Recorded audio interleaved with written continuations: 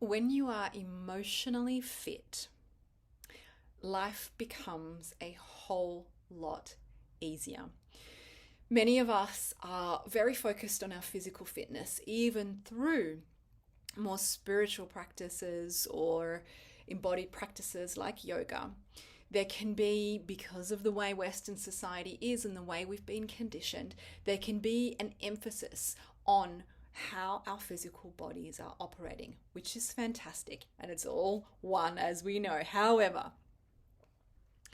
we do not learn very much about what to do with our emotions, which, by the way, are experienced in the body. So we are focusing on one aspect of our physical fitness, when frequently emotions are experienced on a physiological level, which makes them uncomfortable, so uncomfortable to the point of pain at times, which makes them incredibly difficult to deal with for many of us, because who wants to go directly into the belly of discomfort and pain?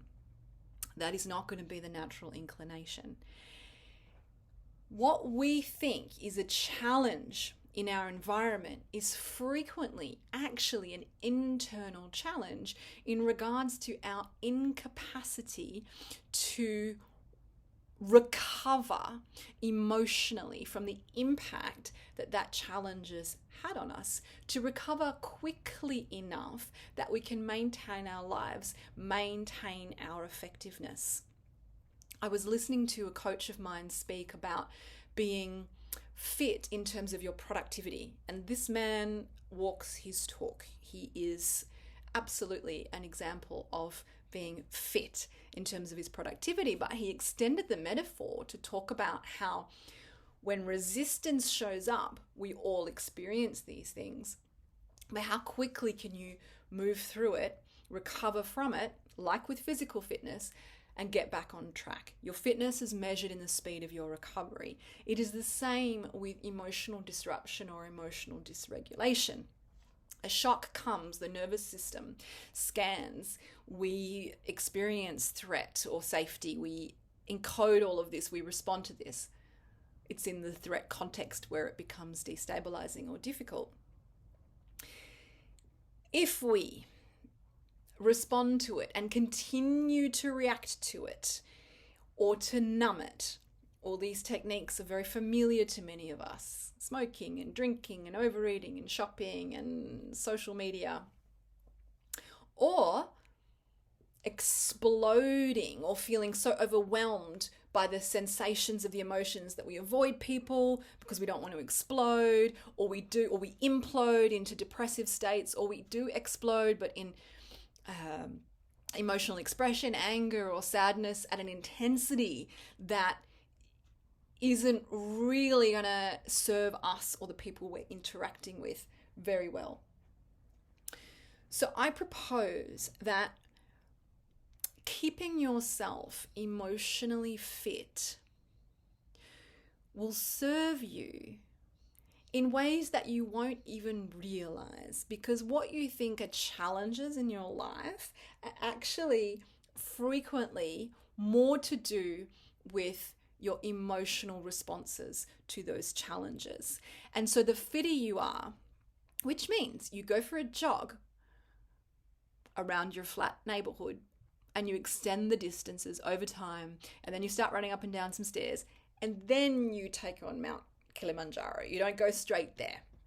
The same with emotional fitness. You wake up in the morning and you check in and you use the tools and you learn about your own feelings and how to, if there is a difficult feeling going on, how to get from there back to a feeling of safety or a more regulated and calmer state. And you do this when it's less challenging, and you do it on a regular basis so that you have that skill set, so that those emotional muscles are built up internally over time. For those who have been following what's happened, this has certainly been my practice, for which I am unfathomably grateful to all the teachers, the structures, the supports, the practices, the disciplines, the training that I have been through that has allowed me to begin to meet the challenges that are coming up in my life as I step into, this is the key here, when you step into the things that you really want, this stuff will come. But who wants to live a life of depressed misery? I don't. When we step into those things, the challenges will come, the emotional responses will come.